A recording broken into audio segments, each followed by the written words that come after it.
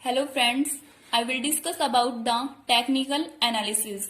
Technical analysis is the combination of two words, right? First है technical, second है analysis. देखो technical word सुनते ही हमारे माइंड में क्या आता है कि हम इसमें जो भी इंफॉर्मेशन गेट करेंगे वो बार चार्ट डायग्राम्स के थ्रू गेट करेंगे, राइट? एनालिसिस का मतलब क्या होता है? Time to time checking. जो टेक्निकल एनालिसिस है वो मेन अप्रोच है सिक्योरिटी एनालिसिस की। सिक्योरिटी एनालिसिस की दो अप्रोच होती है। फर्स्ट है हमारी टेक्निकल एनालिसिस और सेकंड है हमारी फंडामेंटल एनालिसिस, राइट? हम इसमें बात करते हैं टेक्निकल एनालिसिस की। टेक्निकल एनालिसिस डिस्कस करने से पहले हम एक एग्जाम्पल के थ्रू इसको समझते हैं। एग्जाम्पल ले लेते हैं हम वेदर डिपार्टमेंट का। देखो वेदर डिपार्टमेंट का काम क्या होता है? Regarding to weather information provide करवाना। Regarding to weather information provide करवाना। देखो हम कई बार न्यूज चैनल में सुनते हैं कि 2 दिन बाद बारिश होने की संभावना है, आज हवा चलेगी नहीं चलेगी, तो हमें किसके थ्रू पता चलता है? वेदर डिपार्टमेंट के through. Technical analysis is the basically study of markets share only. Technical analysis से हमें क्या पता चलता है कि मार्केट्स शेयर घट रहे हैं या बढ़ रहे हैं, घट रहे हैं या बढ़ रहे हैं। The markets share price is depend on the demand and supply. जो भी मार्केट का शेयर प्राइस होता है वो किस पर डिपेंड करता है? डिमांड और सप्लाई पर। When the demand is less, जब डिमांड कम होती है, एंड सप्लाई इज मोर, और सप्लाई ज्यादा होती है, then the price of the share will be less. तो जो शेयर का प्राइस होगा वो कम होगा। शेयर का प्राइस होगा वो कम होगा। जब शेयर का प्राइस कम होता है तो उस सिचुएशन में the trader by the share, तो ट्रेडर शेयर को बाय कर लेता है। हम एक एग्जांपल के थ्रू इसको समझते हैं। मंडे को शेयर का प्राइस था 10,000 at the rate 80 each. Tuesday को शेयर का प्राइस था 10,000 एट द रेट 100 ईच। इस सिचुएशन में क्या करेगा ट्रेडर? इस सिचुएशन में वो शेयर को बाय कर लेगा, और ट्यूसडे को शेयर का प्राइस 100 था, मतलब 80 से ज्यादा, तो यहाँ पे ट्रेडर क्या करेगा? शेयर को सेल कर देगा। अब देखो ये चार्ट मैंने बना रखा है, इसमें 2 कैंडलस्टिक यूज हो रही है। फर्स्ट है ग्रीन कैंडलस्टिक, सेकंड है रेड कैंडलस्टिक। जो ग्रीन कैंडलस्टिक है वो शो करती है इंक्रीजिंग शेयर प्राइस, कि शेयर का प्राइस बढ़ रहा है। जो रेड कैंडलस्टिक है वो शो करती है कि शेयर का प्राइस घट रहा है, शेयर का प्राइस घट रहा है। जब शेयर का प्राइस बढ़ेगा, जब शेयर का प्राइस बढ़ेगा, उस सिचुएशन में जो ट्रेडर होता है वो अपने शेयर को सेल कर देता है, और जब शेयर का प्राइस घट रहा है उस सिचुएशन में ट्रेडर शेयर को बाय कर लेता है। अब हम इसको शॉर्ट नोट की तरह समझ लेते हैं। Work of technical analysis, it gives the knowledge about increasing and decreasing price of shares, कि हमारा शेयर का प्राइस इंक्रीज हो रहा है या डिक्रीज हो रहा है, वो हमें किसके थ्रू पता चलता है? टेक्निकल एनालिसिस के through. Selling time of share, share price in upward trend, जब शेयर का प्राइस अपवर्ड ट्रेंड में होता है तब ट्रेडर शेयर को सेल कर देता है। Buying time of share, share price in downward trend, जब डाउनवर्ड ट्रेंड में शेयर का प्राइस होता है तब ट्रेडर शेयर को बाय कर लेता है।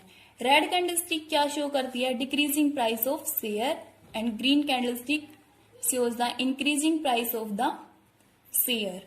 अब बात आती है कि जो शेयर के प्राइस होते हैं मार्केट में, वो ये नहीं कि 10 दिन बाद, 15 दिन बाद या 20 दिन बाद इंक्रीज और डिक्रीज होंगे। नो, जो शेयर के प्राइस होते हैं वो after 5 minute, after 10 minute, after 15 minute बाद चेंज होते रहते हैं। अब बात आती है अजम्पशंस की। फर्स्ट है market value of security is related to the demand and supply factor. Second, change in demand and supply can be captured through charts. Demand में चेंज और सप्लाई में चेंज वो हम किसके थ्रू शो करते हैं? चार्ट्स के through. It is a continuous process. ये एक कंटिन्यूस प्रोसेस होती रहती है कि कभी तो शेयर के प्राइस इंक्रीज होंगे और कभी शेयर के प्राइस डिक्रीज होंगे। फोर्थ है chart shows the behaviour of price. जो चार्ट क्या शो करता है? प्राइस का बिहेवियर, कि शेयर का प्राइस इंक्रीज हो रहा है या डिक्रीज। फिफ्थ है it shows the markets share increasing and decreasing price. वही चीज दोबारा आ गई। अब बात आती है difference between technical analysis and fundamental analysis, right.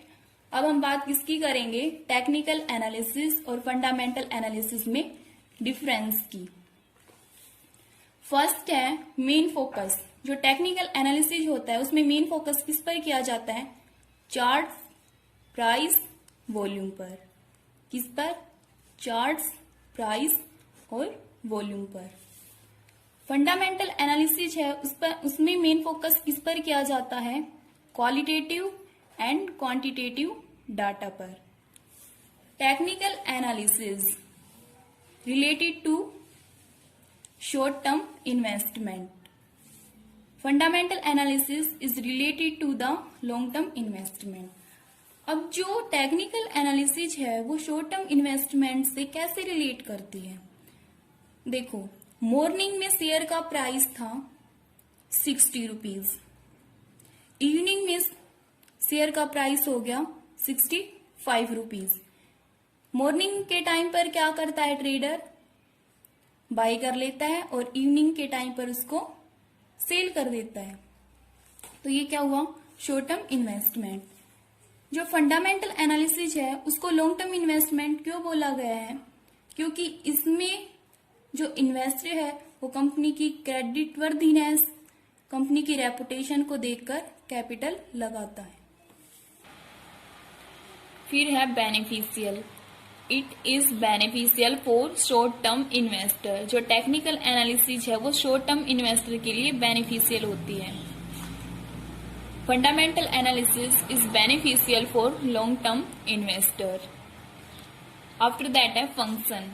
जो टेक्निकल एनालिसिस है उसका फंक्शन क्या होता है? ट्रेडिंग का। और जो फंडामेंटल एनालिसिस है उसका फंक्शन क्या है? इन्वेस्टिंग का। ट्रेडिंग क्यों हुआ इसका फंक्शन? क्योंकि इसमें शेयर की बाइंग और सेलिंग होती है। इसका फंक्शन इन्वेस्टिंग क्यों हुआ? क्योंकि बिजनेसमैन अगर आज कैपिटल लगाता है तो उसको उस कैपिटल का benefit after 2 year, after 3 year, after 4 year होगा, right. Application to determine the future price of stock using charts to identify the pattern and trends. Stock का फ्यूचर प्राइस हम चार्ट के थ्रू आइडेंटिफाई करते हैं technical analysis में। To determine valuation of company, हम company की valuation के behalf पर स्टॉक का फ्यूचर प्राइस जानते हैं। किसमें? फंडामेंटल एनालिसिस में। आफ्टर दैट है method. Technical analysis is simple and quick method on forecasting behaviour of stock prices. जो टेक्निकल एनालिसिस है वो सिंपल और क्विक मेथड होता है स्टॉक प्राइस की फोरकास्टिंग करने में। फंडामेंटल एनालिसिस टीडियस मेथड होता है, राइट। उसके बाद आता है टाइप्स ऑफ चार्ट्स। इसके बाद क्या है? Types of chart. हमने यहां तक क्या कर लिया? इसका टेक्निकल एनालिसिस और फंडामेंटल एनालिसिस का डिफरेंस। टाइप्स ऑफ चार्ट्स में फर्स्ट है हमारा लाइन चार्ट, सेकंड है हमारा बार चार्ट, थर्ड है हमारा point and figure chart and fourth है कैंडलस्टिक चार्ट। फर्स्ट है हमारा लाइन ग्राफ। फर्स्ट है हमारा लाइन ग्राफ। देखो, लाइन ग्राफ में क्या होता है? Only shows the closing price. सिर्फ और सिर्फ क्लोजिंग प्राइस इसमें शो होता है। Mostly used in presentation and reports. Line graph को ज्यादातर प्रेजेंटेशन और रिपोर्ट में यूज किया जाता है। Chart does not provide the information, किस किस के through, chart does not provide the information regarding higher price and lower price. जो लाइन ग्राफ है वो हायर प्राइस और लोअर प्राइस को शो नहीं करता, ये सिर्फ और सिर्फ शो करता है क्लोजिंग प्राइस को, सिर्फ और सिर्फ क्लोजिंग प्राइस को। देखो हम एक एग्जाम्पल के थ्रू इसको समझते हैं। जैसे मॉर्निंग में था शेयर का प्राइस 65 रुपीज, इवनिंग में शेयर का प्राइस है 70 रुपीज। मान लेते हैं कि ये शेयर का क्लोज प्राइस है, तो लाइन ग्राफ सिर्फ और सिर्फ 70 रुपीज को शो करेगा, ये मॉर्निंग के 65 रुपीज को शो नहीं करेगा। ये होता है हमारा लाइन ग्राफ। सेकंड है हमारा बार चार्ट। सेकंड है हमारा बार चार्ट। बार चार्ट में क्या होता है, हमारे पास दो कैंडल स्टिक होती है। फर्स्ट है हमारे पास ग्रीन कैंडल स्टिक और सेकंड है हमारे पास रेड कैंडल स्टिक। जो ग्रीन कैंडल स्टिक है वो शो करती है बुलिश सिचुएशन को और जो रेड कैंडल स्टिक है वो शो करती है बियरिश सिचुएशन को, राइट। जो बुलिश सिचुएशन है उसमें कैंडल स्टिक ग्रीन होती है और ट्रेडर इस सिचुएशन में शेयर को सेल करता है। बुलिश सिचुएशन में जो ओपन प्राइस होता है वो लेफ्ट साइड होता है, देखो यहाँ पे, और जो क्लोज प्राइस होता है वो राइट साइड होता है, देखो यहाँ पर क्लोज प्राइस राइट साइड है। बियरिश सिचुएशन में कैंडल स्टिक रेड होती है, ट्रेडर इस सिचुएशन में शेयर को बाय करता है, ओपन प्राइस लेफ्ट साइड होता है और जो क्लोज प्राइस है वो राइट साइड होता है। देखो इसको हम एक कैंडल की हेल्प से समझते हैं। अगर हम कैंडल को हम जलाते हैं तो उसका स्टार्टिंग पॉइंट यहाँ पर होता है, उसका स्टार्टिंग पॉइंट यहाँ पर होता है और उसका क्लोजिंग पॉइंट यहाँ पर होता है। स्टार्टिंग में शेयर का प्राइस 70 रुपीज है, वो धीरे धीरे कम हो जाएगा और 65 रुपीज तक आ जाएगा। मतलब शेयर का प्राइस 70 रुपीज से डिक्रीज होकर 65 रुपीज हो गया। तो ये है बियरिश सिचुएशन। बुलिश सिचुएशन में क्या है, शेयर का प्राइस 65 रुपीज था और वो इंक्रीज होकर 70 रुपीज हो गया, मतलब 65 से इंक्रीज होकर 70 रुपीज हो गया। इस सिचुएशन में शेयर का प्राइस इंक्रीज हो रहा है, मतलब ये बुलिश सिचुएशन है। और बुलिश सिचुएशन में जो ट्रेडर होता है वो शेयर को सेल करता है। थर्ड है हमारे पास point and figure chart. Third है हमारे पास पॉइंट एंड फिगर चार्ट। देखो पॉइंट एंड फिगर चार्ट में मेन फोकस किया जाता है प्राइस पर, न कि टाइम पर। अब हम इसको एक एग्जाम्पल के थ्रू समझते हैं। देखो $1 था पहले शेयर का प्राइस, फिर $2 तक हुआ शेयर का प्राइस, फिर शेयर का प्राइस $3 तक हुआ, फिर शेयर का प्राइस $4 तक हुआ। मतलब शेयर का प्राइस इंक्रीज हो रहा है। जब शेयर का प्राइस इंक्रीज होता है तो हम उसको क्रॉस से शो करते हैं। किससे शो करते हैं? क्रॉस से। और इसमें ग्रीन कैंडलस्टिक से इंक्रीजिंग प्राइस शो किया जाता है। यदि शेयर का प्राइस $4 से डिक्रीज हो रहा है, मतलब $3 से डिक्रीज होगा, तो $3 पर 0 हो गया, फिर $2 पर 0 हो गया, फिर $1 से नीचे भी शेयर का प्राइस जा सकता है, तो $1 से नीचे यहाँ पे 0 हो गया। जो पॉइंट एंड फिगर चार्ट है वो रिवर्सल अमाउंट पर वर्क करता है। शेयर का प्राइस इंक्रीज होगा तो $1 से होगा, तो $1 पर क्रॉस हो गया, फिर $2 पर, फिर $3 पर, फिर इससे ऊपर $4 पर, फिर $4 से ऊपर यहाँ पर। लेकिन जो हायर प्राइस होगा वो $3 पर होगा। हायर प्राइस $3 पर होगा क्योंकि शेयर का प्राइस $3 से डिक्रीज हुआ और यहीं से इंक्रीज हुआ है, तो हाई प्राइस $3 से होगा, राइट। फोर्थ है हमारे पास कैंडलस्टिक चार्ट। जो कैंडलस्टिक चार्ट है वो दिया गया था 70s में, किसके द्वारा? मुनेहेसा होमा, जो कि जापान के रहने वाले थे। इन्वॉल्व किस में थे ये? Trading of rice. इन्होंने क्या देखा कि जो राइस का प्राइस है वो day by day increase decrease होता है, तो इन्होंने डे बाय डे का जो राइस का प्राइस है उनको ये नोट करने लग गए, और with the help of candlestick chart के थ्रू इन्होंने समझा कि राइस का प्राइस क्यों डिक्रीज इंक्रीज होता है। अब बात करते हैं हम कैंडलस्टिक चार्ट होता क्या है। Candlestick chart shows the open price, close price, high price and low price. Right, किस किस को शो करता है ये? Open price, close price, high price and low price.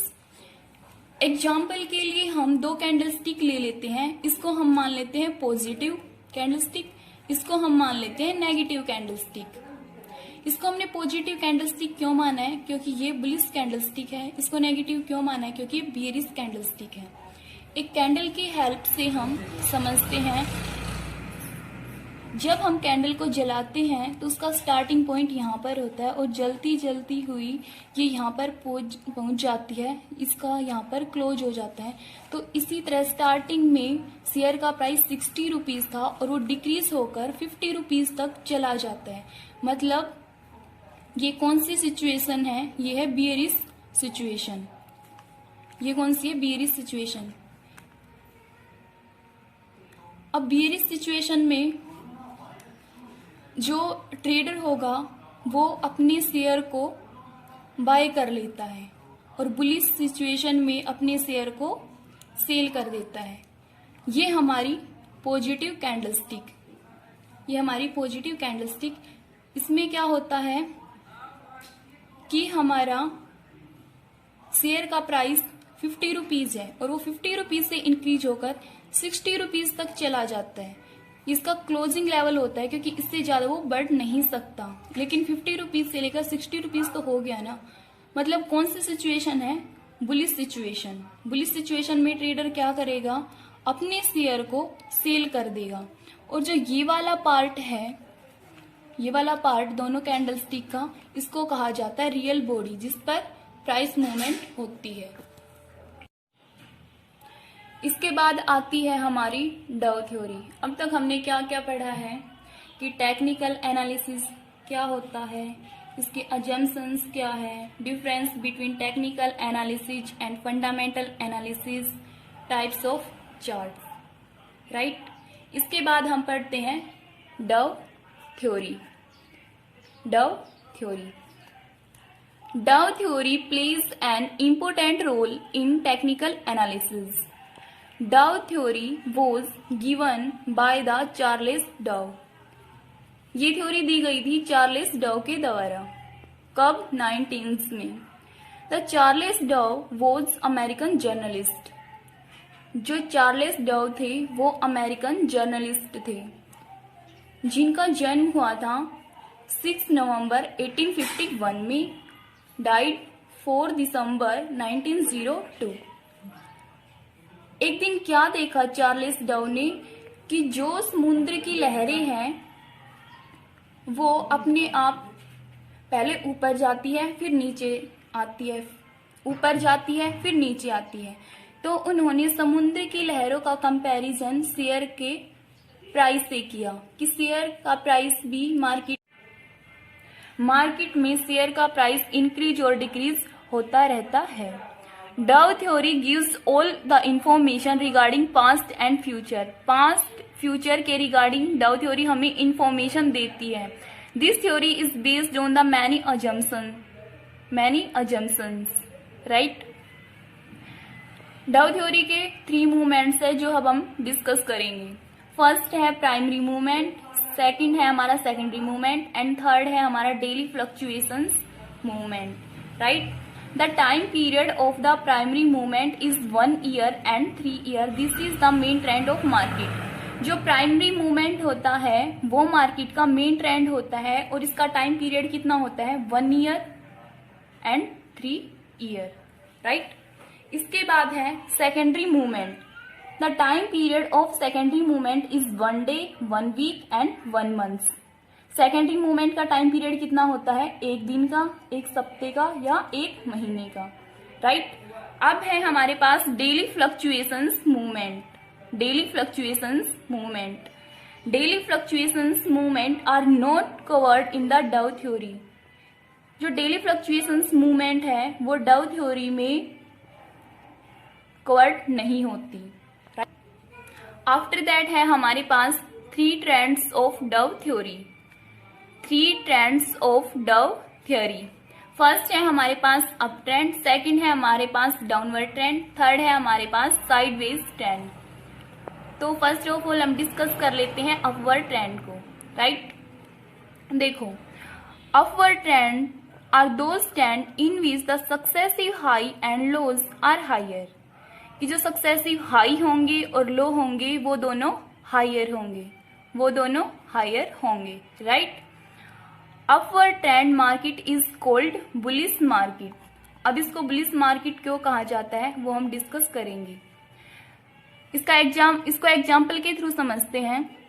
देखो, यहाँ पे जो पहले है हमारे पास H1, फिर यहाँ पे ये शेयर का प्राइस नीचे गया तो L1 हो गया, फिर L1 से शेयर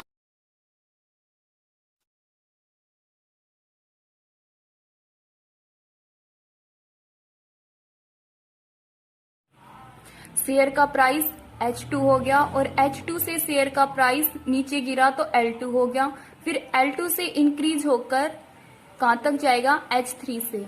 जो ये अपवर्ड ट्रेंड है इसमें क्या बताया गया है? Successive H2 high is greater than H1।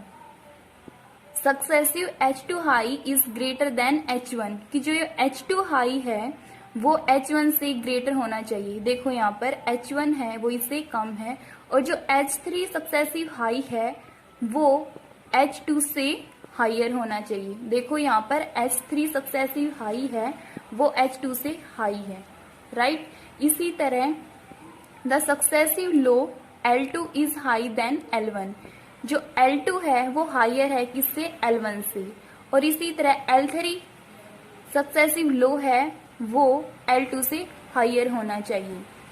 जो अपवर्ड ट्रेंड होता है उसमें the investor by the share in bearish market. Share को बाय करता है इन्वेस्टर बियरिश मार्केट में। उसके बाद है हमारे पास डाउनवर्ड ट्रेंड।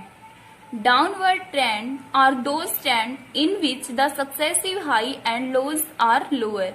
कि सक्सेसिव हाई हो चाहे सक्सेसिव लो हो वो लोअर होते हैं। Downward trend market is called bearish market. इसको हम एक एग्जाम्पल की हेल्प से समझते हैं। देखो यहाँ पर H1 शेयर का प्राइस इंक्रीज हुआ, फिर शेयर का प्राइस डिक्रीज हुआ L1, शेयर का प्राइस फिर इंक्रीज हुआ H2, शेयर का प्राइस फिर डिक्रीज हुआ L2, फिर इंक्रीज हुआ H3, फिर डिक्रीज हुआ L3। In downward trend the successive high H2 is lower than H1। H1 से लोअर होगा H2 और H3 लोअर होगा H2 से, राइट। जो L2 है वो लोअर होगा L1 से और L3 है वो लोअर होगा L2 से। डाउनवर्ड ट्रेंड में यही होता है। और डाउनवर्ड ट्रेंड मतलब बियरिश मार्केट। बियरिश मार्केट में इन्वेस्टर शेयर को बाय करता है और बुलिश मार्केट में वो शेयर को सेल कर देता है। इसके बाद है sideways. Know situation will be created of upward trend and downward trend. Upward trend और डाउनवर्ड ट्रेंड की सिचुएशन क्रिएट नहीं होती साइडवेज में। इसके बाद है 3 phases of Dove theory. First move, second move, third move. First move में क्या बताया गया है? All the investors have fully and deeply knowledge about the share price. Share का प्राइस इंक्रीज होगा, डिक्रीज होगा, कब इंक्रीज होने वाला है, कब डिक्रीज होने वाला है। First move, all the investor have fully and deeply knowledge about the share price कि शेयर का प्राइस इंक्रीज होगा या डिक्रीज होगा। इसमें इन्वेस्टर फुल्ली नॉलेज रखते हैं। Second move, by arrival of reporting good earnings by corporations, right. Second move में क्या होता है? Second move, by arrival of reporting good earnings by corporations, मतलब इसमें पर्सन्स को कुछ रिपोर्ट के थ्रू इंफॉर्मेशन मिलती है कि शेयर के प्राइस इंक्रीज होने वाले हैं, और शेयर के प्राइस इंक्रीज होंगे तब वो मार्केट में अपने शेयर को सेल कर सकते हैं। थर्ड मूव में क्या है? All the information will be publicly and privately spread. Third movement में सभी इंफॉर्मेशन पब्लिकली प्राइवेटली स्प्रेड हो जाती है। देखो, इसको हम एक एग्जाम्पल के थ्रू समझते हैं। जैसे ये हमारी फर्स्ट स्टेज है, इसमें है एक्यूमुलेशन। सेकंड स्टेज है, इसमें है early entry of analyst. Third stage उसमें है फॉलोअर्स ऑफ एनालिस्ट, और ये वाली है यहाँ पर है पब्लिक पार्टिसिपेशन। जो फर्स्ट वाली स्टेज है, इसमें सभी इन्वेस्टर्स को डीपली नॉलेज होती है शेयर की कि शेयर का प्राइस इंक्रीज होने वाला है या डिक्रीज होने वाला है। जैसे कि एग्जाम्पल के लिए बजाज, HDFC, इनको पता था कि शेयर के प्राइस इंक्रीज होने वाले हैं, तो स्टार्टिंग में इन्होंने शेयर को बाय कर लिया। सेकंड स्टेज पे आता है early entry of analyst. Second stage में the researcher and analyst deeply study of share price that share price are increasing और डिक्रीजिंग। इसमें जो रिसर्चर होते हैं, एनालिस्ट होते हैं, वो डीपली स्टडी करते हैं कि शेयर के प्राइस वाकई इंक्रीज होंगे या डिक्रीज होंगे। उसके बाद ही ये शेयर को बाय सेल करते हैं। थर्ड स्टेज पे मैंने बताया है followers of analyst. Third stage पर क्या है? The analyst send the information of shares price to the relatives. जो भी एनालिस्ट के रिलेटिव्स होते हैं, उनको इंफॉर्मेशन सेंड की जाती है कि जो शेयर के प्राइस है वो कमिंग डेज में इंक्रीज होने वाले हैं। तो उनके रिलेटिव्स क्या करते हैं? उनके रिलेटिव्स शेयर को बाय कर लेते हैं, राइट। फोर्थ स्टेज हमारी क्या आती है? पब्लिक पार्टिसिपेशन की। धीरे धीरे इंफॉर्मेशन स्प्रेड हो रही है, तो क्या करते हैं? लास्ट में पब्लिक को भी पता चल जाता है और पब्लिक भी शेयर को बाय कर लेती है। फिर क्या होता है कि यहाँ पे पब्लिक पार्टिसिपेशन हो गया, धीरे धीरे शेयर का प्राइस इस स्टेज पे शेयर का प्राइस इंक्रीज होने लगता है। शेयर का प्राइस इंक्रीज हुआ तो जो HDFC, बजाज मैंने एग्जाम्पल दिया था, वो धीरे धीरे अपने शेयर को बेचने लग जाते हैं। फिर पहले फर्स्ट वाली स्टेज में जो भी पर्सन होते हैं वो अपने शेयर को सेल करेंगे, फिर सेकंड वाली स्टेज में जो भी पर्सन है फिर वो सेल करेंगे, फिर थर्ड वाली स्टेज में। लेकिन सबसे ज्यादा प्रॉफिट किसको